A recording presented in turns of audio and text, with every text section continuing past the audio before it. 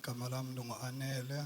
Ndiqale apha ngo-2023 October. Izinto zami ziqale utshintsha I think last year after i-9 kaNovember laa nkonzo ye-sacrifice. Ndafumana umsebenzi omtsha, ndayeka apho bendisebenza khona obhatala kakuhle.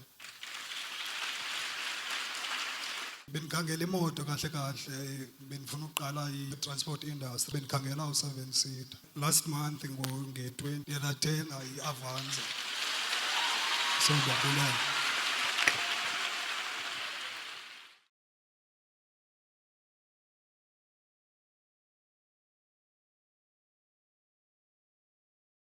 Igama nguMonde.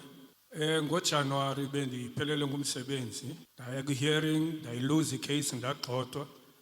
Kodwa ke andiyekanga ukuquqa ndibuyelela apha ecaweni, ndizenza zonke izinto. Ndiphinde ndaqashwa ke ngokomnye umsebenzi nge-5 yanyanga iphelileyo, and nemali endifumanayo inintsi kunale yabe ndifumana kulaa thezeni. Ndiyabulela ke ngoku.